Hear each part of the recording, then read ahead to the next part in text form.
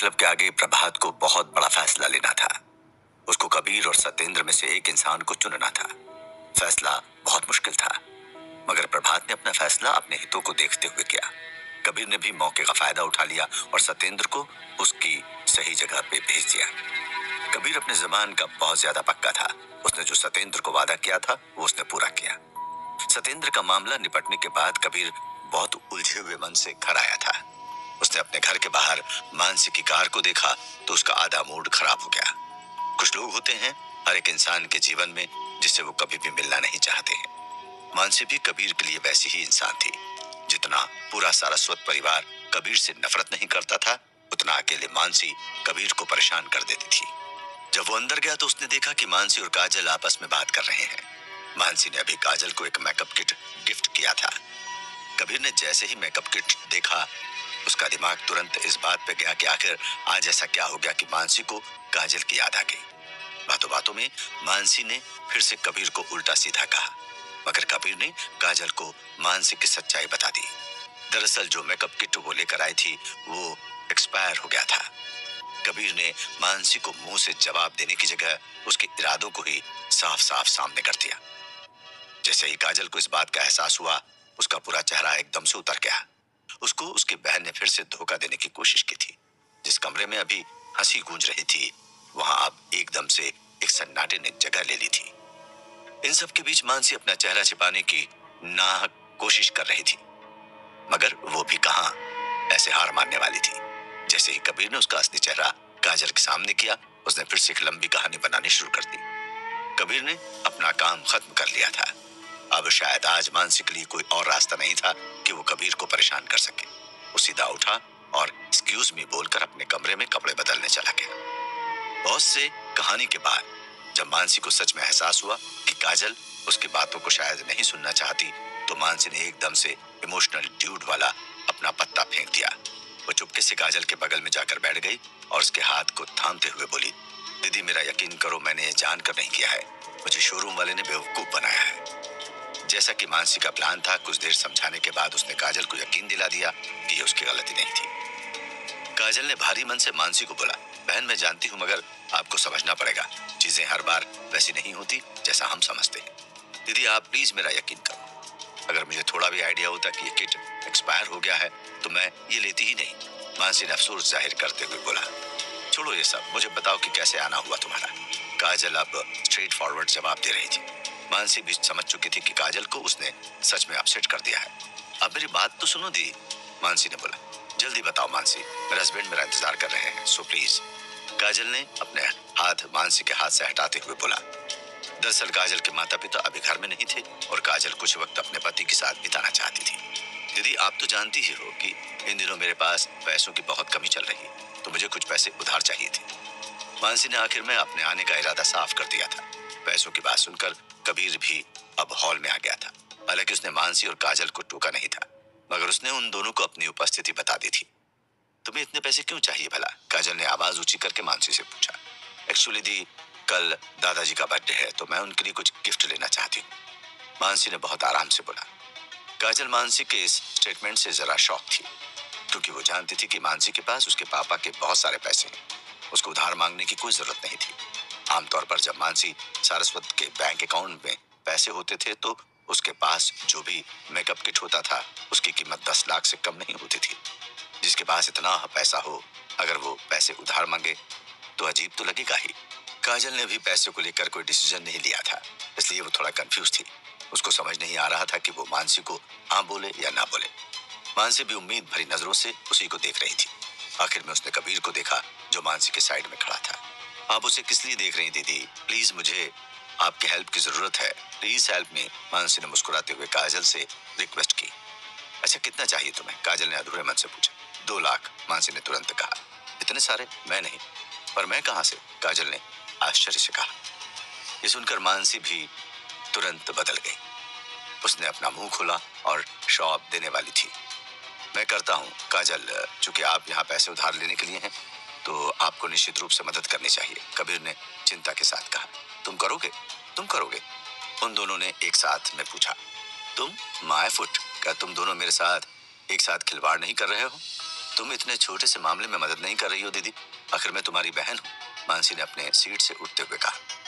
अपने दिल की गहराई से मानसी को विश्वास नहीं था कि कबीर 2 लाख के साथ आ सकता है।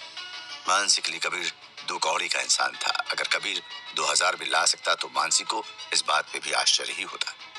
अभी अभी जब कबीर अपने कमरे से उन दोनों की बात सुन रहा था तो उसने अपने अकाउंट में 5 लाख रुपए जमा किए थे। अब मौका आ गया था कि कबीर अपने वैल्यू को मानसी को समझाए। उसने तुरंत अपना फोन निकाला और मानसी के सामने लहराते हुए बोला, रिलैक्स, इसे देखो, कोई तुम्हारा मजाक नहीं उड़ा रहा है।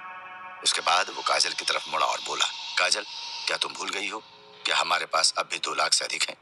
कबीर ने मासूमियत से कहा और काजल पर आंख मारी। काजल को नहीं पता था कि क्या हुआ है और कैसे हुआ है। उसने बस कबीर से मेल खाने के लिए अपना सिर हिलाया। वो वैसे भी इस बात में उस पर ही डिपेंड थी। कबीर के फोन में पैसे देख मानसी का कड़वा चेहरा फिर खिल उठा। वैसे तो कबीर वास्तव में मानसी की प्रशंसा करता था कि अभिनेत्री न होना कितना अफसोस की बात है, मगर इस बार उसने चुपके से अगली बार उसे रुलाने का फैसला किया था। मानसी, हम भी परिवार हैं। भविष्य में आपको मेरे ससुर मिस्टर केशव सारस्वत की प्रशंसा के कुछ शब्द बोलने होंगे, कबीर ने ईमानदारी से भरे चेहरे के साथ कहा। ये सब बातें कबीर मानसी को फंसाने के लिए कर रहा था। अक्सर मानसी इन बातों में फंस भी जाती थी। उसको अपनी तारीफ सुनना बहुत ज्यादा पसंद था। इस दफा मानसी को कबीर पे कुछ संदेह था। कोई भी इंसान इतनी जल्दी कैसे बदल सकता है? हालांकि कबीर को सुनकर उसने अपनी शंका दूर कर दी।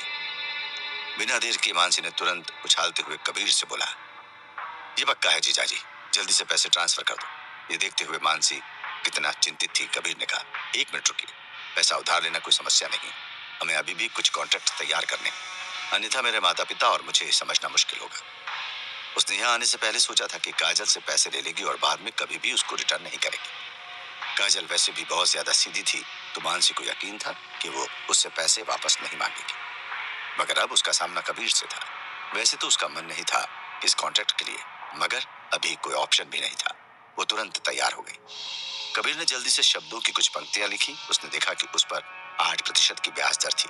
8% देखते ही मानसी को अजीब महसूस कर रहा था। इस बात को ध्यान में रखते हुए कि यह कॉन्ट्रैक्ट है, मानसी ने उसे एक बार और देखने से नहीं रुका, क्योंकि उसने सीधे उसके नाम पर हस्ताक्षर किए थे। कांग्रेचुलेशन, 2 लाख आपके हुए, कबीर ने सारी फॉर्मेलिटीज को पूरा करते हुए बोला। अपने हाथों में पैसे के साथ मानसी ने बेकार की बातों में और समय बर्बाद नहीं किया। उसने एक कड़ी मुस्कान दी, अपने आप को उठाया और चली गई। मानसी को जाता हुआ देख कबीर मुस्कुरा रहा था। तभी उसे याद आया कि मानसी अपना कुछ सामान भूल रही है। उसने मानसी को पीछे से टोका, जरा रुकिए मैडम। मानसी जो जल्दी में वहां से निकलने वाली थी, वो रुक गई। जब उसने पीछे मुड़ के देखा तो उसने पाया कि कबीर ने उसके लाए हुए मेकअप किट को उठा रखा था। मानसी ने फिर झूठी मुस्कान के साथ उस मेकअप किट को कबीर से ले लिया और शर्मिंदगी वाले मुस्कान के साथ बाहर निकल गई। मानसी के जाने के साथ ही कबीर ने काजल को देखा। वो बहुत ज्यादा परेशान लग रही थी। कबीर ने उससे पूछ लिया, अभी इतने पैसे क्या हम वापस ले पाएंगे? काजल इस वक्त खुद को ज्यादा परेशान नहीं करना चाहती थी, मगर उसको मानसी पे भरोसा भी नहीं था। चिंता मत करो जान, कबीर ने कहा, ये पैसे तो उसके अब्बा भी वापस करेंगे। कबीर नहाने ही वाला था कि उसने अपनी जेब में रखे हुए कुछ पेपर को बाहर निकाल कर रख दिया। जब उसने ध्यान से याद आया कि पेपर कहाँ से आया था, तो उसे याद आया कि मिस्टर जियो ने ही उसे ये पेपर दिया था। खैर, अभी कबीर के पास टाइम नहीं था कि वो इस पेपर को चेक करे। उसने काजल को इन पेपर को संभालने के लिए दे दिया और खुद नहाने चला गया। अचानक नहाते हुए कबीर को याद आया कि उसने अपना टॉवेल बाहर ही छोड़ दिया है। उसके दिमाग में तुरंत एक प्लान आया। उसने तेज आवाज में काजल को बुलाया, जो शायद हॉल में टीवी देख रही थी। जान, मुझे टॉवेल दे देना, कबीर ने जोर से आवाज लगाई। काजल ने भी हाँ में उसको जवाब दिया। काजल ने कुछ भी उम्मीद नहीं की थी कि उसके साथ क्या होने वाला है। उसने आराम से अलमारी से टॉवेल निकाला और कबीर को देने चली गई। काजल जैसे ही बाथरूम के पास आकर टॉवेल अंदर देने गई, कबीर ने चुपके से उसे पीछे से पकड़ लिया। कबीर की इस हरकत से काजल एकदम स्टन हो गई। उसने सच में ऐसा कुछ उम्मीद नहीं किया था। वो तो बस टॉवेल देने के लिए आई थी। कबीर के गीले हाथ काजल की कमर पे सांप की तरह लिपट रहे थे। उसने हल्के से कबीर को बोला, जान, क्या कर रहे हो? छोड़ दो मुझे। इतनी खूबसूरत बीवी छोड़ने के लिए नहीं होती है, कबीर ने हल्के और भारी आवाज में कहा। इतना कहते कहते कबीर ने काजल के गले को चूमना शुरू कर दिया। काजल भी अब मदहोश हो रही थी। अब उसका खुद से कंट्रोल छूट रहा था। बाथरूम में लगा हल्के लाइट वाला बल्ब भी पूरे मूड को रोमांटिक बना रहा था। अब कबीर की पकड़ काजल पे और ज्यादा होती जा रही थी। कुछ देर की कोशिश के बाद अब काजल ने भी खुद को कबीर को सौंप दिया था। काजल की बढ़ती सिसकियां कबीर के जोश को और ज्यादा बढ़ा रही थी। गले को चूमते हुए अब कबीर ने काजल को अपने सीने से लगाया और उसके कानों को चूमता हुआ उसमें खो गया। वहीं उसके हाथ काजल की पीठ और कमर को लगातार तलाश रहे थे। काजल भी अब कबीर का साथ देते हुए उसके पूरे बदन को अपने होठों से महसूस कर रही थी। आज तो पानी में वो आग लगी थी जो पानी से और बढ़ती है। तभी अचानक से घर में किसी के आने की आवाज आई। ये काजल के मॉम डैड थे। अब कबीर और काजल बाथरूम में फंस गए थे। क्या होगा जब काजल के माता पिता कबीर को इस हाल में देखेंगे? क्या कबीर अब खुद को छुपा पाएगा? काजल अब उनको क्या समझा पाएगी? कबीर ने अब ये मान लिया था कि उसके जीवन में दुश्मनों की कोई कमी नहीं होने वाली है। उसके पुराने जीवन में भी बहुत से लोग थे और अब यहाँ भी ऐसे ही लोगों की कमी नहीं है। मानसी ने जो गिफ्ट काजल को दिया था वो एक्सपायर हो चुका था, यानी कि उसने जानबूझकर काजल को ऐसा गिफ्ट दिया था। लेकिन गिफ्ट देने के पीछे उसका कुछ और ही इरादा था। दरअसल मानसी को अपने दादा के बर्थडे के लिए पैसे चाहिए थे। वो जानती थी कि काजल एक आसान शिकार है, मगर उसकी किस्मत खराब थी। कबीर ने सही समय पर आकर मानसी का सारा खेल बदल दिया। उसने पैसे तो दे दिए, मगर उस लेन देन का एक पेपर प्रूफ भी रख लिया अपने पास। कबीर के लिए यहाँ सोचने वाली बात यह भी थी कि जो लड़की 10 लाख का मेकअप किट इस्तेमाल करती है, आज उसके पास 2 लाख रुपए भी नहीं। काजल भी इस बात से परेशान थी कि मानसी उनको शायद पैसे नहीं लौटाने वाली। मगर बाद में कबीर ने उसको समझाया कि पेपर पे सब कुछ लिखा है। अगर मानसी ने कुछ हरकत की तो बच नहीं पाएगी। उसके बाद जैसे ही कबीर को मौका मिला, उसने अपनी पत्नी के साथ कुछ रोमांटिक वक्त बिताने का प्लान बनाया। कबीर ने नहाने के बहाने काजल को बाथरूम में बुलाया और फिर वहां उसके साथ प्यार के इजहार में डूबने लगा। अब इन दोनों का इश्क शुरू ही हुआ था कि काजल के माता पिता आ गए। काजल को तो एहसास नहीं था, मगर कबीर ने इस बात को महसूस कर लिया कि कोई आया है। जब ये बात काजल को पता लगी तो उसकी हालत खराब हो गई। इश्क में खलल पड़ चुका था। काजल ने जल्दी से खुद को संभाल लिया था। वैसे तो उसका मूड ऑफ हो गया था, मगर अभी उसको बचने के लिए सोचना था। वो डर के मारे अपने हाथ के नाखून को खुद ही काटने लगती है। वहीं कबीर बाथरूम के दरवाजे से अपने सास ससुर को देख रहा था। इससे पहले कि कबीर कुछ कर पाता, उसकी सास यानी कि काजल की माँ तुरंत बाथरूम तक आ गई। वैसे तो उसे पता नहीं था कि कोई अंदर नहा रहा है, मगर बाथरूम के शीशे पर स्टीम देख के वो समझ जाती है कि कोई न कोई अंदर नहा रहा है। काजल की माँ ने जैसे ही दरवाजा खोला, उसके होश उड़ गए। उसके ठीक सामने कबीर टॉवेल में अपने शरीर के साथ पोज बना रहा था। एक पल के लिए तो मीरा यानी कि काजल की माँ एकदम से शॉक हो गई कि एक डिलीवरी बॉय की इतनी भयंकर बॉडी कैसे हो सकती है। वहीं कबीर जानकर अपने सास के सामने ऐसे पोज कर रहा था कि मानो वो उनको इम्प्रेस करना चाहता हो।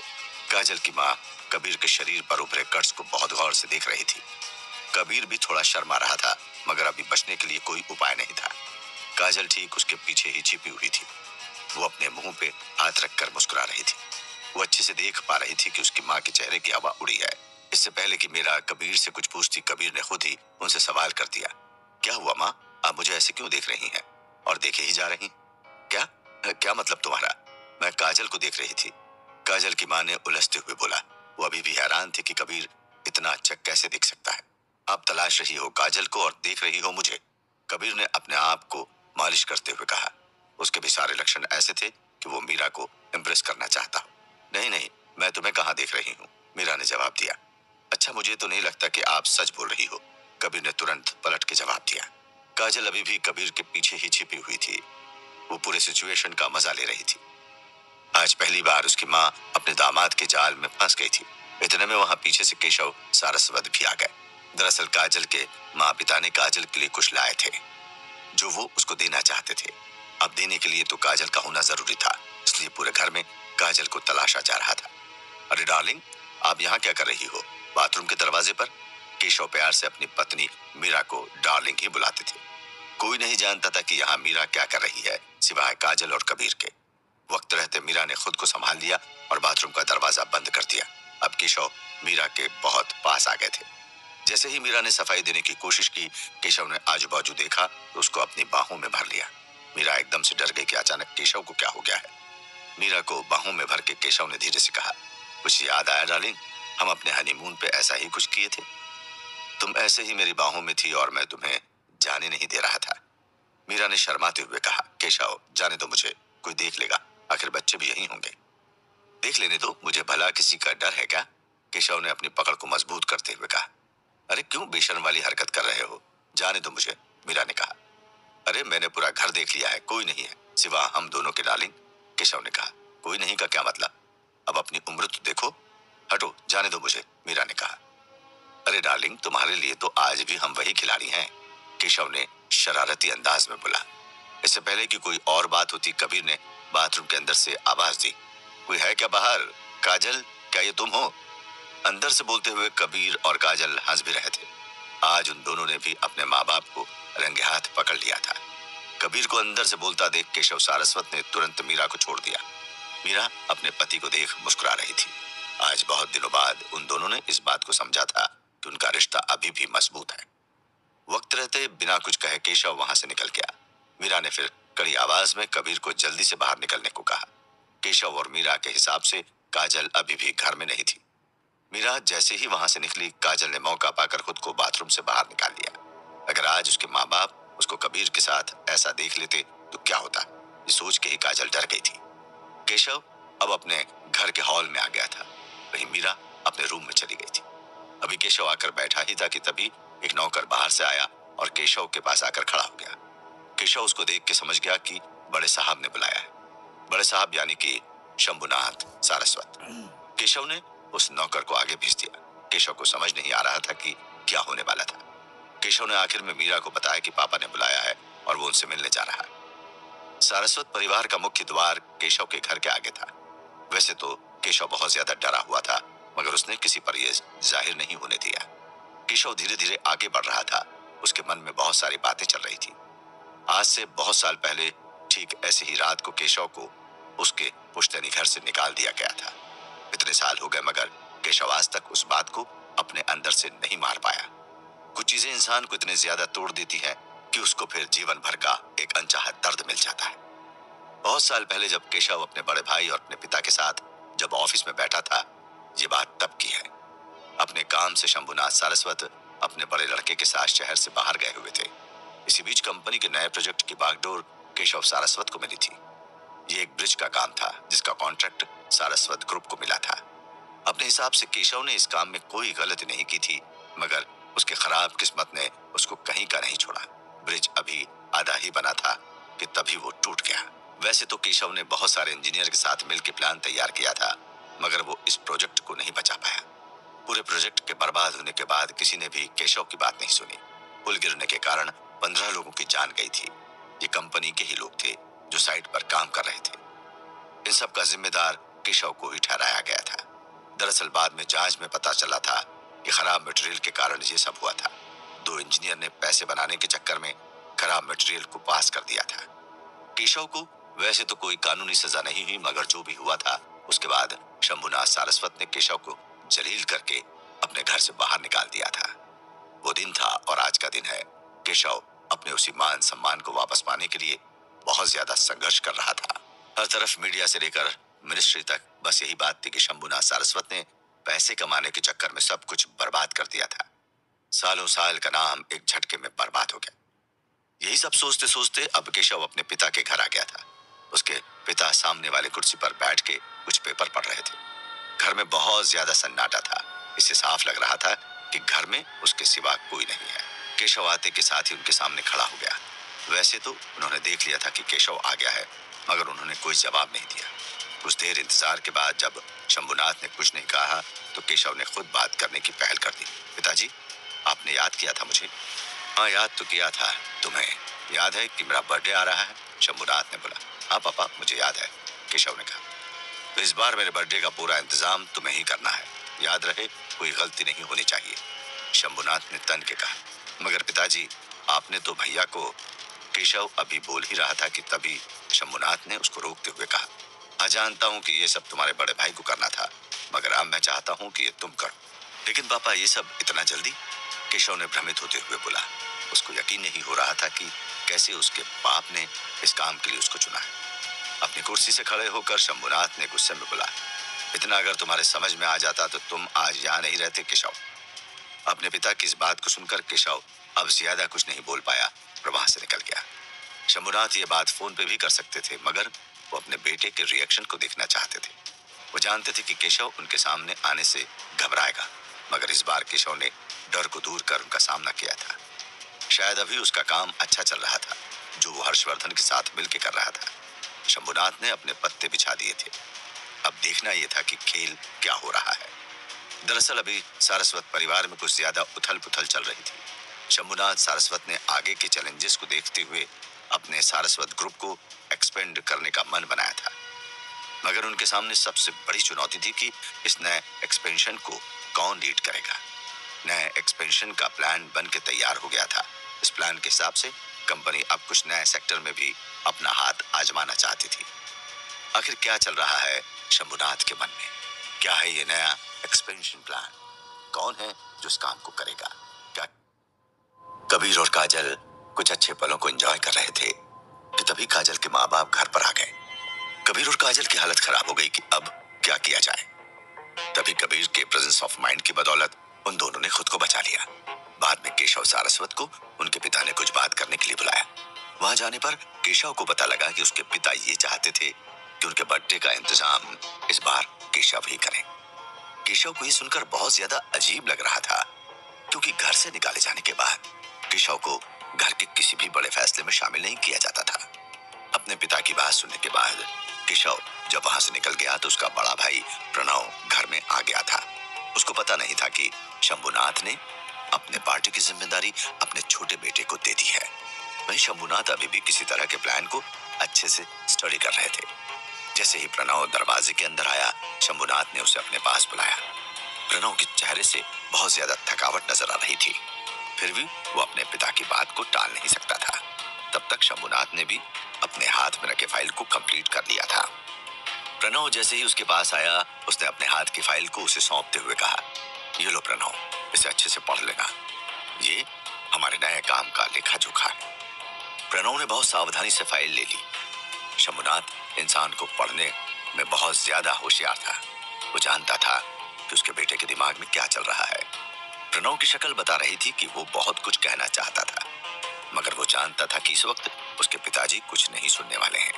उसके पिता कभी भी जज्बात में आकर फैसला नहीं लेते हैं। वो उदास चेहरे के साथ अपने कमरे में चला गया। जो कुछ भी हो रहा था, इससे एक बात तो साफ थी कि सारस्वत परिवार अपने बुरे दौर से गुजर रहा है। एक तरफ परिवार में बढ़ते मतभेद थे और दूसरी तरफ लगातार कम होता बिजनेस। परिवार के बढ़ते बोझ के नीचे अब शंभुनाथ दबा दबा महसूस कर रहा था। घर के दूसरे हिस्से में अब कबीर अपने परिवार के साथ बैठ के खाना खा रहा था। केशव भी अभी बहुत ज्यादा खुश था, क्योंकि आज बहुत दिनों बाद उसे घर के फंक्शन को ऑर्गेनाइज करने का मौका मिला था। वो इस मौके को छोड़ना नहीं चाहता था। खाना खाते हुए अचानक से कबीर का फोन बजा। काजल को जैसे ही लगा कि कबीर उठने वाला है, उसने अपना हाथ पकड़ के उसको रोक दिया। कबीर भी जानता था कि अभी उसको जाने का मौका नहीं मिलेगा, इसलिए उसने भी कोई विरोध नहीं किया। बाद में जब कबीर ने अपना फोन चेक किया तो उसमें कार्तिकेय का मैसेज मिला। उस मैसेज में लिखा हुआ था कि बॉस, बहुत अर्जेंट है, प्लीज कॉल मी। कबीर समझ गया कि कोई इमरजेंसी है। तभी कार्तिकेय ने उसके पर्सनल नंबर पे मैसेज किया है। वो एक दफा अपना फोन देख रहा था और दूसरी दफा काजल को देख रहा था। इसके बाद उसने फैसला किया कि वो बाहर जाकर कार्तिकेय को कॉल करेगा। वो जैसे ही घर से बाहर निकला, उसने देखा कि कोई आदमी पहले से ही घर के गार्डन में टहल रहा था और किसी से बात कर रहा था। कबीर को समझ नहीं आ रहा था कि कौन आया है। फिर बहुत पास जाकर पता लगा कि ये शंभुनाथ सारस्वती थे, जो अभी अभी बात करते करते गार्डन में आ गए थे। उनको देख के लग रहा था कि वो अपने किसी दोस्त से बात कर रहे हैं। कबीर ने इस बात पे ज्यादा गौर नहीं किया कि वो इस समय किससे बात कर रहे हैं, मगर बाद में कबीर ने जब उनकी बात करने का लहजा देखा तो उसके दिमाग में शक पैदा होने लगा। शंभुनाथ बार बार किसी आदमी को तलाशने की बात कर रहे थे, जिसे बहुत बड़ा काम करना था। कोई नहीं जानता था कि ये किस आदमी की बात कर रहे हैं और वो उस आदमी से क्या काम करना चाहते हैं। वैसे तो कबीर ने इन 2 सालों में सारस्वत परिवार के अच्छे और बुरे काम को देख लिया था, मगर अभी भी बहुत सारे ऐसे राज थे जिससे कबीर को दूर रखा गया था।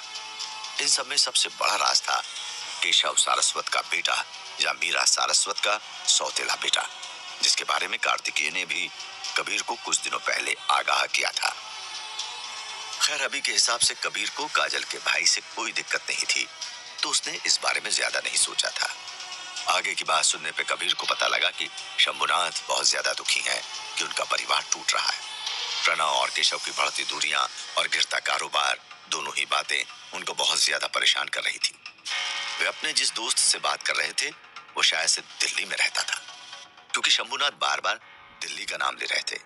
कबीर मन ही मन सोचता है कि आखिर कैसे इस परिवार को डूबने से बचाया जा सकता है।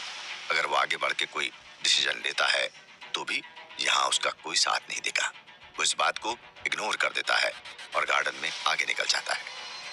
आगे जाकर वो कार्तिकेय को कॉल करता है। कार्तिकेय ने तुरंत फोन उठा लिया और बोला, बॉस बहुत ज्यादा गड़बड़ हो गई है। कबीर ने मुस्कुराते हुए कहा, यही हुआ ना कि सतेंद्र की तबीयत बहुत ज्यादा खराब है। हाँ, मगर बॉस आपको कैसे पता लगा? कार्तिकेय ने कबीर से हैरानी में पूछा। भूलो मत कार्तिकेय, मैं कौन हूँ? कबीर ने भारी आवाज में कहा। हाँ मैं जानता हूँ बॉस, आई एम सॉरी, मेरा वो मतलब नहीं था जो आप समझ रहे हैं। कार्तिकेय ने सावधानी से कहा। वो जानता था कि कबीर को गुस्सा दिलाना कितना खतरनाक है। देखो कार्तिकेय, अभी सतेंद्र का जिंदा रहना बहुत ज्यादा जरूरी है। मुझे शक है कि कुछ बड़ा गेम चल रहा है। कबीर ने लापरवाही से कहा। ठीक है बॉस, जैसा आप कहें। हाँ सुनो कार्तिकेय, एक बात का ध्यान रखना कि तुमसे कोई गलती ना हो। अभी ये केस नया है और पुलिस सतेंद्र को इतनी आसानी से नहीं भूलने वाली है। कबीर ने कार्तिकेय को चिताया। Okay boss. अच्छा, क्या आप कल मिल सकते हैं? मुझे कुछ जरूरी काम है। कार्तिकेय ने कबीर से पूछा। कबीर कुछ देर सोचता और फिर कहता है, हाँ ठीक है, मैं आपको कल सुबह टाइम और जगह मैसेज कर दूंगा बॉस। कार्तिकेय ने इतना कह के फोन रख दिया। ये कबीर के ही इंस्ट्रक्शन थे कि फोन पे ज्यादा लंबी बात नहीं करना है। कार्तिकेय का फोन रखने के बाद कबीर अब अलग तरह की सोच में पड़ गया था। वो जानता तो था कि कुछ गड़बड़ है, मगर वो समझ नहीं पा रहा था कि क्या बात है। जितने भी हमले हो रहे थे और लोग उसको जिस तरह से ट्रीट कर रहे थे वो बहुत ज्यादा अजीब था। आखिर एक डिलीवरी बॉय से किसी को क्या परेशानी हो सकती? लगातार बढ़ते दुश्मन कबीर के लिए अब परेशानी का सबब हो गए थे। कहाँ वो अपने परिवार को समय देना चाहता था और कहाँ उसे दुनिया फिर से उसे अंधेरे में धकेल रही है जिसे वो छोड़ के आ चुका था। परिवर्तन संसार का अटल नियम है, मगर उस कारण में भी परिवर्तन का अच्छा होना जरूरी है। यहाँ जो कबीर के साथ हो रहा था वो उसके परिवार और उसके भविष्य के लिए अच्छा नहीं था। इससे पहले कि कबीर कुछ और सोचता, उसका मोबाइल फिर से उठ बजा। इस बार ये फोन उसकी पत्नी काजल का था। वो उसको बुला रही थी। मैसेज देखते ही कबीर के चेहरे पर एक मुस्कान आ गई। इस एक लड़की के लिए वो सारी दुनिया से लड़ सकता था और शायद आज भी वो वही कर रहा था। अपने मुस्कान के साथ ही कबीर अंदर चला गया। अगली सुबह बहुत ही तेज धूप निकली थी। कबीर भी पूरी तरह से तैयार था। अपने घर के सारे काम उसने बहुत जल्दी ही खत्म कर दिए थे। उसके सास ससुर भी आज जल्दी ही बाहर निकल गए थे। काजल को अपने कॉलेज का काम करना था। उसका लास्ट सेमेस्टर आ गया था। इसके लिए उसे खुद को बहुत ज्यादा प्रिपेयर करना था। वो हॉल से सटे ड्राइंग रूम अपने पढ़ाई पे ध्यान लगा रही थी। जैसे ही कबीर ने उसे बोला कि वो बाहर जा रहा है, उसका दिमाग खराब होने लगा। कहीं न कहीं वो कल के लम्हों को फिर से जीना चाहती थी। कबीर भी उसका मूड देख के इस बात को समझ गया था। कबीर के साथ दुविधा ये थी कि अभी वो जिस काम के लिए जा रहा था उस काम को भी करना बहुत ज्यादा जरूरी था। खैर, काजल को समझाकर कबीर वहां से बहुत जल्दी निकल गया। निकलने के साथ उसने कार्तिकेय के मैसेज को भी देख लिया। कार्तिकेय ने उसे लाकर बाजार के पीछे मिलने को बुलाया था। आज संडे भी नहीं था कि वहां बहुत ज्यादा भीड़ हो। शायद इसलिए भी कार्तिकेय ने इस एरिया को चूज किया था। आधे घंटे की ड्राइव के बाद कबीर अपने मुकाम पे आ गया था। लाकर बाजार में ज्यादा भीड़ नहीं थी। कुछ आसपास की दुकानों पे कबीर ने एक आम आदमी की तरह चाय का लुत्फ उठाया। अब वो अपने ठिकाने के लिए आगे निकल गया था। 2-3 गलियों में से गुजरने के बाद वो अब फाइनली उस दुकान में आ गया था जिस दुकान में कार्तिकेय ने मीटिंग रखी थी। ये एक नॉर्मल दुकान थी। अंदर की दीवार भी अच्छी नहीं थी। जगह जगह दीवार पे पानी के जमावड़ा दिख रहा था। सामने 3 कुर्सी भी लगी थी और कार्तिकेय अपने हाथों में एक फाइल लेकर खड़ा था। कबीर समझ गया कि उसके पास ज्यादा वक्त नहीं है और कार्तिकेय भी अपनी पूरी तैयारी के साथ आया है। कबीर के पास आते ही कार्तिकेय ने खुश होकर कहा, वेलकम बॉस। कबीर ने उसका जवाब हेलो से दिया और फिर सीधा मुद्दे पे आ गया। बताओ क्यों बुलाया है मुझे यहाँ पे? आखिर ऐसी क्या बात हो गई? बॉस, आपके जीवन में तब भी बहुत सारे दुश्मन थे और आज भी बहुत सारे दुश्मन हैं, कार्तिकेय ने बोला। वो तब भी मेरा कुछ नहीं बिगाड़ पाए थे और आगे भी मेरा यही रिकॉर्ड होने वाला है, कबीर ने मुस्कुराते हुए जवाब दिया। बॉस, आपका शक सही है। मिस्टर जियो इंटरनेशनल माफिया के लिए काम करता है वो उनका एजेंट है। कार्तिकेय ने चिंतित होकर कबीर को बताया। इसके बाद उसने कबीर को एक फाइल दी और बोलना जारी रखा। आप पर कोई जानकर हमला नहीं किया गया था। ये सब चाल, मामूली चाल है, आपको परेशान करने के लिए। ये तो मुझे पहले ही शक था, कबीर ने आराम से कहा। कैसे बॉस? मतलब कैसे? कार्तिकेय ने उत्सुक होकर बोला। देखो, जिस दिन मैंने मास्टर जियो के ऑफिस में मारपीट की थी, उस दिन वहां मुझे इस बात के सबूत मिले थे कि मास्टर जियो इंटरनेशनल माफिया का आदमी है। उसके ऑफिस वाले कमरे में भी काले हाथ का निशान बना था। कबीर ने कार्तिकेय को समझाते हुए कहा। ये तो हमारे लिए अच्छा नहीं है बॉस। आप तो जानते ही हैं कि माफिया हमारे सबसे बड़ा दुश्मन है। कार्तिकेय ने अपनी चिंता कबीर के सामने रखी। हम अगर सोचने वाली बात यह है कि मास्टर जियो को हमसे या मुझसे क्या चाहिए, कबीर ने बोला। यही बात तो मुझे भी परेशान कर रही है कि आखिर इंटरनेशनल माफिया को आप में क्या इंटरेस्ट आ गया। कार्तिकेय ने एक और सवाल कबीर की तरफ फेंक दिया। वक्त के साथ सिचुएशन को रिफॉर्म करना बहुत ज्यादा जरूरी होता है कार्तिकेय। जो समय के साथ नहीं चलता उसके साथ कोई नहीं चलता, कबीर ने कार्तिकेय को कहा। मगर कार्तिकेय उसके जवाब से खुश नहीं था। खैर, वो इस बात को जानता था कि कबीर कभी भी 100% बात नहीं बताता है किसी से भी। आप आज भी नहीं बदले बॉस, आपके उसूल आज भी आपके साथ कायम। इतना कहते कहते कार्तिकेय का फोन बज उठा। उसने कबीर से परमिशन ली और फोन पे बात करने चला गया। ये इस बात का सबूत था कि वो आज भी कबीर को अपना बॉस ही मानता था। वो फोन पे बात कर रहा था कि तभी कबीर ने अपने हाथ की फाइल को खोला। जैसे ही उसने इस फाइल पे पहला नाम पढ़ा, उसके होश उड़ गए। क्या है कबीर के हाथ लगी फाइल में? आखिर किस नाम ने कबीर जैसे काबिल इंसान के होश उड़ा दिए? क्या होगा कबीर का फैसला? सामान्य से दिखने वाले सारस्वत परिवार में बहुत ज्यादा उथल पुथल चल रही थी। घर के दोनों बेटों में एक जंग चल रही थी। इस बात की जानकारी अभी कबीर को नहीं थी, मगर रात में जब उसने शंभुनाथ की बातें सुनी तो उसे इस बात का गहराई से अंदाजा लग गया। दूसरी तरफ कार्तिकेय ने कबीर को मास्टर जियो के बारे में बहुत सी बातें बताई। सब बातों से ये साफ था कि इंटरनेशनल माफिया अब कबीर के पीछे पड़ गया था। आखिर इंटरनेशनल लेवल पे कबीर का एक्सपोजर क्यों हो रहा था? कबीर को कार्तिकेय ने एक फाइल भी दी थी जिसमें उसने उस हर इंसान का डिटेल दिया था जिससे मास्टर जियो का डायरेक्ट या इनडायरेक्ट कांटेक्ट था। कबीर ने जब इस फाइल को देखा तो उसके होश उड़ गए। वैसे तो उसने अपने चेहरे से यह बात जाहिर नहीं होने दी, मगर वो सच में अंदर से बहुत ज्यादा परेशान हो गया था। इस फाइल में पहला नाम था नाइट वॉकर का। नाइट वॉकर इंटरनेशनल माफिया का बहुत खास आदमी था। ये आमतौर पे जर्मनी, पोलैंड और रूस के इलाकों में ऑपरेट करता था। नाइट वॉकर से कबीर की पहली मुलाकात बेल्जियम के एक शहर में हुई थी। उस वक्त कबीर एक मिशन के लिए बेल्जियम गया हुआ था और इत्तेफाक से नाइट वॉकर भी वहां आया हुआ था। नाइट वॉकर का मेन काम था नए हथियारों को इंटरनेशनल मार्केट में तस्करी करना और उनके इस्तेमाल को बढ़ाना। इंटरपोल में भी वो बहुत ज्यादा पॉपुलर है। उसकी तलाश में इंटरपोल ने बहुत सारे ऑपरेशन किए थे, मगर उनको कभी कामयाबी नहीं मिली। कबीर को ये बात भी पता थी कि नाइट वॉकर का कॉन्टेक्ट नेटवर्क बहुत ही ज्यादा बढ़िया है।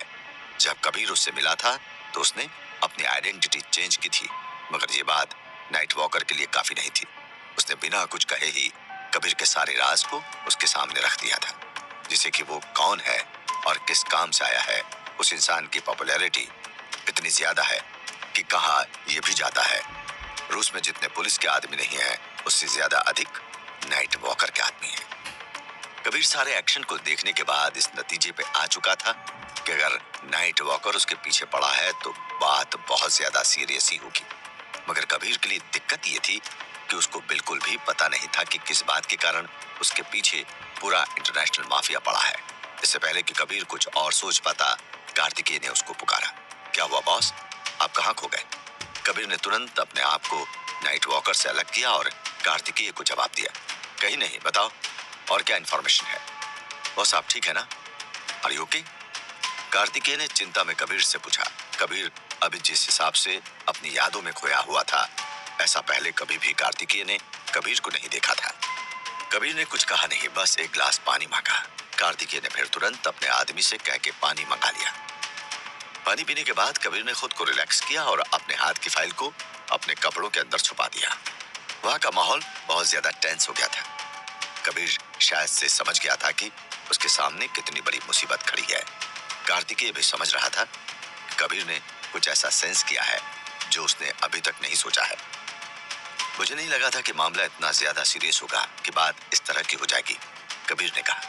मैं समझता हूँ बॉस, मगर आप अकेले नहीं हैं, हम आपके साथ हैं, कार्तिकेय ने कबीर को दिलासा देते हुए कहा।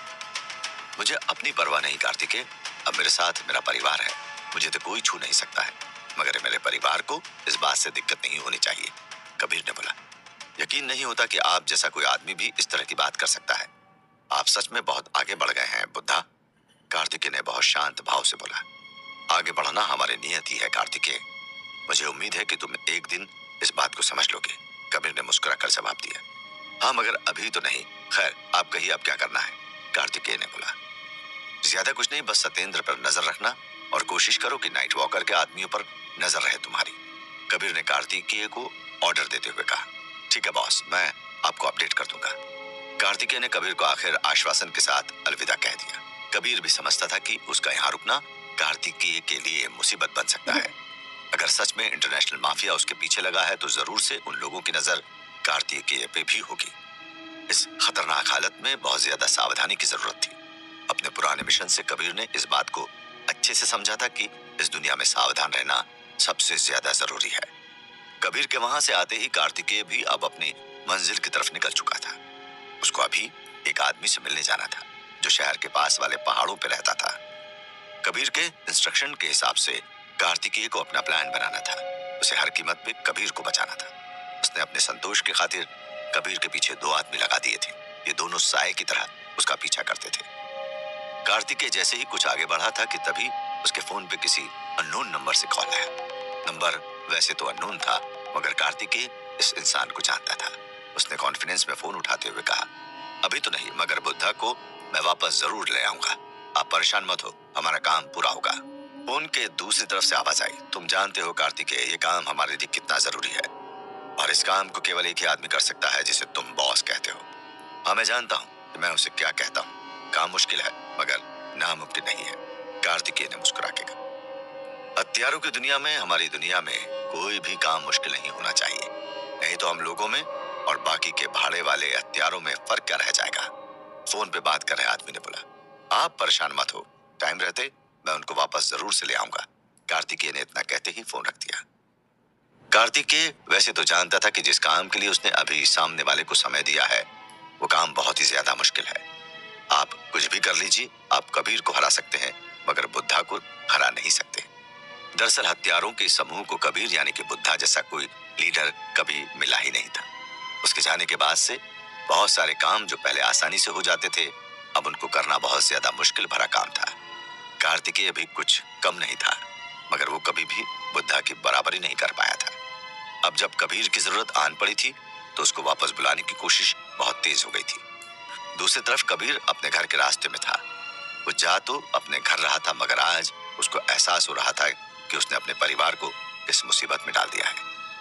काजल जैसी मासूम लड़की के साथ अगर कुछ गलत हो गया या उसकी जान चली गई तो कबीर खुद को कभी माफ नहीं कर पाएगा। एक परिवार नाम के शब्द ने कबीर को कितना कमजोर कर दिया था इसका अंदाजा लगा पाना बहुत ज्यादा मुश्किल था, मगर कबीर भी कहाँ हार मानने वाला था। इंटरनेशनल माफिया के नियम बहुत ज्यादा अलग होते हैं। अगर वो किसी चीज के पीछे पड़ जाते हैं तो उसको पूरा करके ही मानते हैं। ये वही संगठन था जिसने बहुत सारे देशों में जाकर वहां के लोकल मार्केट में बढ़ रहे लोकल गैंग्स को आउटसोर्स किया और देखते ही देखते वहां के नॉर्मल क्राइम को ऑर्गेनाइज क्राइम में बदल दिया। इनके काम करने का भी स्टाइल बहुत ज्यादा अलग है। ये लोग किसी भी रूल को नहीं मानते हैं। जिस भी काम में जिस तरह भी प्रॉफिट मिले ये लोग उस काम को कर देते हैं। उन लोगों को कोई मतलब नहीं है कि इनके काम से किसी को क्या नुकसान हो रहा है। कबीर को बहुत जल्दी कुछ करना था। उसके पास अभी बस एक ही लिंक था जिससे कि उसको कुछ इन्फॉर्मेशन मिल सकती है और ये लिंक था मास्टर जियो। वैसे तो आखिर की लड़ाई के बाद मास्टर जियो अब कबीर का दोस्त था, मगर वो दोस्त कितना लॉयल है ये कोई नहीं जानता था। इसके अलावा अगर कबीर मास्टर जियो से कोई इन्फॉर्मेशन लेने की कोशिश करता है तो हो सकता है कि उसको भी जान से मार दिया जाए। हर तरफ से सोचने के बाद भी कबीर के कुछ हाथ नहीं लग रहा था। कबीर अब सोच सोच के इतना परेशान हो गया था कि उसने घर जाते हुए ये भी नहीं महसूस किया कि उसका घर बहुत पीछे छूट गया है। उसे जब ये ध्यान आया कि उसका घर पीछे छूट गया है तो उसने फिर सोचा कि कुछ देर किसी पार्क में बैठ के पहले खुद को शांत कर लिया जाए। आखिर एक शांत मन के साथ ही किसी समस्या को ठीक से समझा जा सकता है। जहां कबीर की गाड़ी खड़ी थी वहीं पास में ही एक पार्क था। उसने अपने आप को बिना किए आराम से पार्क में जाकर बैठ गया। उसका मन बार बार इस बात को मानने के लिए इनकार कर रहा था कि माफिया उसके पीछे पड़े हैं, मगर जितने सबूत मिल रहे थे वो इस बात की तरफ इशारा कर रहे थे कि कबीर का दिमाग अभी गलत था। कबीर ने सोचा कि वो उस फाइल को और पढ़े जिसमें उसे अभी नाइट वॉकर का नाम मिला था, मगर उसकी हिम्मत नहीं हो रही थी कि वो उस फाइल को दोबारा देख सके। कबीर की बेबसी अभी केवल वही जानता था। उसका दुश्मन उसके सामने था, मगर वो उसके खिलाफ कुछ कर नहीं सकता था। वो ये अच्छे से महसूस कर पा रहा था कि उसके परिवार पे खतरा है, लेकिन वो उस खतरे के लिए कुछ नहीं कर सकता था। आखिर में कबीर पार्क के नरम घास पे लेट गया। अब उसके दिमाग को आराम चाहिए था। दरअसल वो अपने गुरु को याद करने की कोशिश कर रहा था। कबीर जब भी बहुत ज्यादा मुसीबत में गिर जाता, वो अपने गुरु को याद करता, जिससे उसने अपने जीवन के हर एक अंदाज को सीखा था। आज वाकई में कबीर जिस तरह के अंधेरे में गिर गया था, उसे अपने ज्ञान की जरूरत थी। बहुत ज्यादा विचार करने के बाद कबीर ने एक रास्ता निकाल लिया। उसने पहले तो काजल को सिक्योर रखने का प्लान बनाया और बाद में अपने दुश्मन से निपटने का। सबसे अहम बात यह भी थी कि कबीर को इस बात का भी पता लगाना था कि काजल का कौन सा भाई है जो अब फ्रांस में रहता है। 2 साल हो गए कबीर को इस परिवार में, मगर उसने कभी भी काजल के भाई का नाम नहीं सुना था। यहाँ तक किसी भी प्रॉपर्टी पेपर में, किसी भी फोटो में, किसी भी रिश्तेदार के मुंह से कबीर ने कभी भी उस इंसान का नाम नहीं सुना था। ऐसा कैसे हो सकता है कि कोई इस तरह का इंसान भी है जिसके बारे में कोई बात नहीं करता है? सबसे बड़ी बात, काजल ने भी कभी कबीर को इस तरह के भाई के बारे में कभी नहीं बताया था। कबीर यह भी सोचता है कि हो सकता है कार्तिकेय की इंफॉर्मेशन गलत हो। मास्टर जियो ने जानबूझकर उसको गलत लीड दी हो। कबीर की सोच बहुत ज्यादा गहरी होती जा रही थी। सुनहरी धूप के नीचे लेट के कबीर की आंखें लगने लगी थी। शायद भरे दिमाग से छूट कर पाने का ये सबसे अच्छा तरीका था। कबीर ने बहुत अच्छी तरह से मौके का फायदा उठाते हुए एक झपकी ले ली। वो और आराम के भाव में आता कि तभी उसका फोन बज उठा। बहुत आलस के साथ उसने फोन उठाया और हेलो कहा। उसने अभी तक देखा नहीं था कि ये किसका फोन है। हेलो कबीर, आप जल्दी से घर पे आ जाओ, यहाँ बहुत गड़बड़ हो रही है। ये फोन और आवाज दोनों ही काजल की थी। इस बात को सुनते ही कबीर की पूरी नींद गायब हो गई। वो उठ के बैठते हुए बोला, हेलो काजल, क्या बात है, जल्दी बताओ। बस आप जल्दी आ जाओ, मुझे कुछ नहीं कहना है। काजल ने फोन पे इतना कहा और फोन काट दिया। क्या होगा आगे? कौन है जो कबीर के पीछे पड़ा हुआ है? कार्तिकी ने बहुत अच्छे से कबीर को एक सीक्रेट जगह बुलाया था। यहीं पर उसने अपनी मीटिंग रखी थी। मीटिंग के दौरान कबीर को अचानक पता लगा कि मास्टर जियो जो है वो नाइट वॉकर का आदमी है। इस नाम का क्या असर था वो कबीर के चेहरे से जाहिर हो रहा था। नाइट वॉकर पहले भी कबीर से मिल चुका था। पहले कबीर को कोई डर नहीं था क्योंकि उसके साथ कोई नहीं था, मगर अब उसके पीछे उसका परिवार था। ये सोचकर ही कबीर बहुत ज्यादा डर गया था। अपने आप को संभालते हुए कबीर उस मीटिंग को पूरा करके वहां से निकल गया। उसके जाते ही कार्तिकेय को कॉल आया। इस कॉल पे जो आदमी था उसने कार्तिकेय को आगाह किया कि अगर कबीर वापस नहीं आया तो उनको कोई नहीं बचा पाएगा। दूसरी तरफ कबीर अपना दिमाग इस बात पे लगा रहा था कि इस नाइट वॉकर से कैसे अपने परिवार को बचाया जाए। इन सबके बीच ही कबीर को काजल का कॉल आया कि कुछ गड़बड़ हो गया है, जल्दी से घर आ जाओ। वैसे तो कबीर भगवान को नहीं मानता था, मगर घर के रास्ते पे जाते हुए वो बस एक कामना कर रहा था कि उसके घर पे सब ठीक हो। यही नहीं, उसने कार्तिकेय को भी मैसेज कर दिया कि उसके घर पे हमला हो गया है, जल्दी से कुछ अच्छे शूटर्स को सारस्वत विला में भेज दे। कबीर की हालत ऐसी थी कि उसने आधे घंटे का रास्ता 10 मिनट में पूरा कर लिया। घर के बाहर आकर उसने गाड़ी पार्क कर दी और भागते हुए अंदर आया। अंदर आते ही उसने पूरे घर में सबको देखा। घर में कोई नहीं था। एक और बात, कबीर को अजीब लगा कि कोई भी दरबान गेट पे नहीं था। यही नहीं, पूरे घर में भी बहुत अलग तरह की खामोशी छाई हुई थी। ऐसा लग रहा था जैसे वहां किसी की मौत हुई हो। कबीर इस तरह की शांति से बहुत पहले ही परिचित था। उसने अपने जीवन में बहुत बार इस मौत के सन्नाटे को देखा था। पहले तो वो सोफे पे अपना सर पकड़ के बैठ गया। उसे लग रहा था कि उसका सब कुछ आज खत्म हो गया। तभी उसकी फोन की घंटी बजी। ये फिर से काजल का कॉल था। कबीर ने जब देखा कि काजल का कॉल है तो उसने राहत की सांस ली। उसने फोन उठाते हुए तुरंत उससे बोला, काजल क्या तुम ठीक हो? काजल ने गुस्से में बोला, आप कहाँ हैं? आपको मैंने कब का बुलाया है? अरे मैं तो घर पे हूँ, तुम लोग कहाँ हो? पूरा घर खाली लग रहा है, कबीर ने शिकायत की। हम लोग बड़े पापा के घर पे हैं, आप जल्दी से आ जाओ। इतना कहते ही काजल ने फोन रख दिया। बिना देर किए कबीर दौड़ते हुए मेन सारस्वत विला में चला गया। वहां वो जैसे ही गया उसने देखा कि काजल की माँ और मानसी की माँ एक दूसरे को पकड़ कर रो रही थी।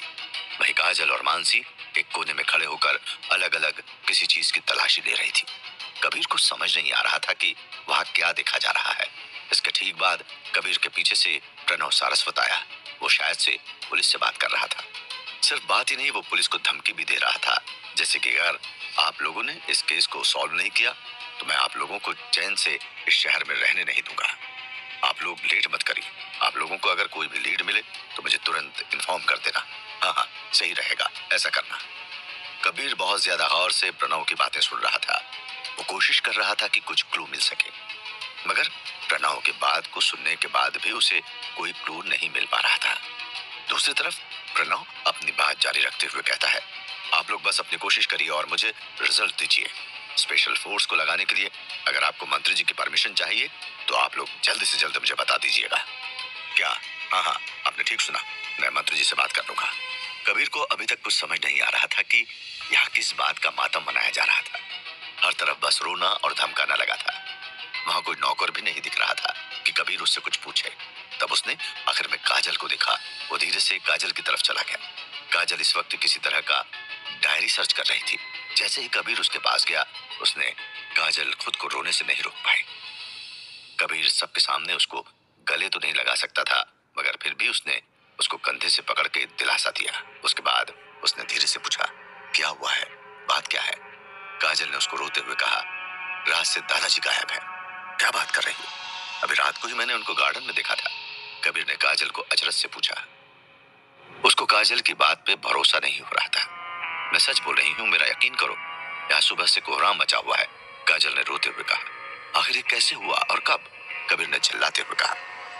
वो जब रात को नौकर दादाजी के लिए पानी रखने गया तो उसने ही बड़े पापा को आकर बताया कि दादाजी अपने रूम में नहीं है। काजल ने कबीर को बताया। कबीर काजल की बात सुनकर सोच में पड़ गया। ये क्या हो रहा है?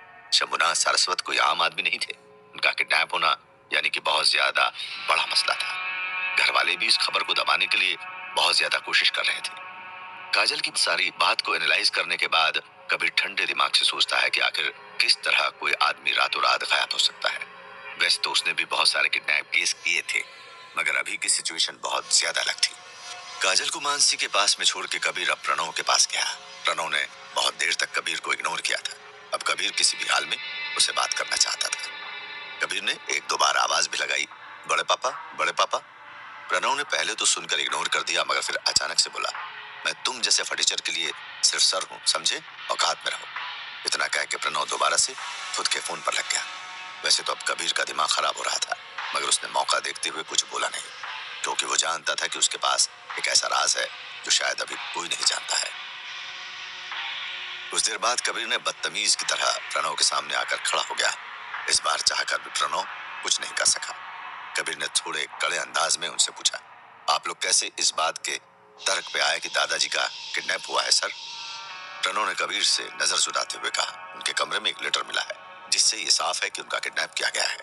क्या मैं वो लेटर देख सकता हूँ? कबीर ने तुरंत कहा, नहीं, वो लेटर मैं तुमको नहीं दिखा सकता हूँ। प्रणव ने बोला, आप मुझसे झूठ क्यों बोल रहे हैं? मैं जानता हूँ कि किसी को कोई लेटर नहीं मिला है। कबीर ने प्रणय से क्रॉस क्वेश्चन किया। अच्छा, तुम इतना यकीन से कैसे कह सकते हो? प्रणव ने जवाब की जगह एक और सवाल कबीर पे दाग दिया, क्योंकि आप जब अभी पुलिस को डिटेल दे रहे थे तब मैंने उसमें कहीं भी लेटर की बात नहीं सुनी। कबीर ने गुस्से में बोला।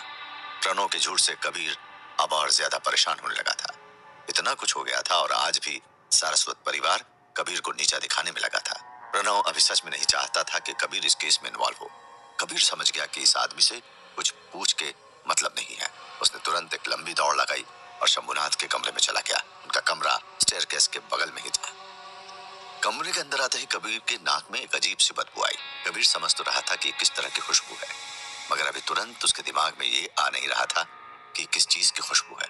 बहुत ध्यान से देखने पर कबीर ने ये पाया कि दादाजी को यानी कि शंभुनाथ को उनके बाथरूम के पास से उठाया गया है। कमरे में साफ तौर से उनको घसीटने के निशान थे।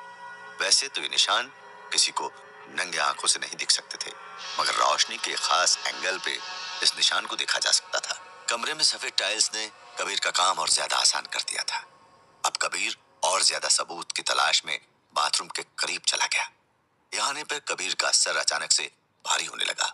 उसने तुरंत खुद को संभालते हुए अपना रुमाल बाहर निकाल के अपने नाक पे रख लिया। वो समझ गया कि दादाजी के बाथरूम में ही कुछ सबूत मिल सकता है। वो अब अपने रुमाल के सहारे वहां से अंदर आ गया। फ्लैश टैंक के पास कबीर को वो खुशबू और ज्यादा आ रही थी। अब ये इतनी थी कि रुमाल के साथ भी इसको रोक पाना बहुत ज्यादा मुश्किल हो रहा था। कबीर ने देर ना करते हुए तुरंत उस बाथरूम के फ्लैश टैंक में देखा। अंदर एक बोतल में बहुत अजीब तरीके का केमिकल लगा हुआ था। केमिकल को देखते ही कबीर सारा खेल समझ गया। उस केमिकल की बोतल को इस तरह से लगाया गया था कि हर फ्लैश के साथ उस बोतल का केमिकल हवा में फैल जाता और बाथरूम इस्तेमाल करने वाले को बेहोश कर देता। शंभुनाथ भी इस तरह के खेल में गायब हो गए थे। इसके बाद कबीर ने पूरे कमरे की जांच की, मगर अब उसे वो कुछ नहीं मिला। कबीर अपनी तलाश को जारी रख पाता कि तभी वहां प्रणव आ गया। वो बहुत ज्यादा गुस्से में था। तुम मेरे पिता के कमरे के साथ क्या कर रहे हो? प्रणव ने पूछा। वही जो आप लोग नहीं करना चाहते, कबीर ने प्रणव को उल्टा जवाब दिया। बनो मत, तुम क्या यहाँ पैसे चुराने आए हो? यार कुछ तो शर्म करो, प्रणव ने कबीर पे इल्जाम लगाते हुए कहा। सर बंद तो आप रहे हैं दादाजी, रात से गायब हैं, मगर हमें कब बताया जाता है? दोपहर को। यहाँ कमरे को साफ देख के लग रहा है कि यहाँ के सबूत साफ किए गए हैं। किसी भी सामान पे फिंगरप्रिंट नहीं है। पूरा प्लान करके गायब हुए हैं शंभुनाथ सरस्वत, कबीर ने प्रणव को तोलते हुए कहा। बात इससे पहले कि आगे बढ़ती वहां पुलिस आ गई। प्रणव के छोटे भाई केशव ने अपने साथ पुलिस को बुलाया था, मगर यह पुलिस भी नॉर्मल ड्रेस में आई थी। ये इसलिए कि कोई भी इस बात को न जान सके कि यहाँ क्या हुआ है। अभी के लिए सबसे बड़ा खतरा था मीडिया। अगर इस केस को मीडिया कवर करती तो हो सकता था कि सारस्वत परिवार के मालिक की मौत हो जाए। केशव ने आते वक्त कबीर की बात सुन ली थी। कमरे के बाहर निकलते ही केशव ने कबीर को एक जोर का तमाचा मारा। कबीर ने इस तमाचे की उम्मीद नहीं की थी, मगर उसे पता था कि तमाचा क्यों मारा गया। जैसे ही कबीर को तमाचा पड़ा, प्रणव ने खुश होकर कहा, मिल गया सब सबूत कि क्या हुआ है और कैसे। कबीर ने हंसी के साथ इस तमाचे को बर्दाश्त कर लिया। इतनी देर में वहां परिवार के और भी लोग आ गए। कबीर को इसी मौके का इंतजार था। जैसे ही सब लोग आए, उसने ताली बजाते हुए कहा, सब दुनिया जानती है कि शंभुनाथ इस बात से परेशान थे कि उनके बेटे आपस में लड़ते रहते। गायब होने के पहले भी रात को वो यही सब बात कर रहे थे। मैं उनकी मदद करना चाहता था, मगर मैं नहीं कर सकता था। लेकिन मैं जानता हूँ कि मुझे क्या करना है।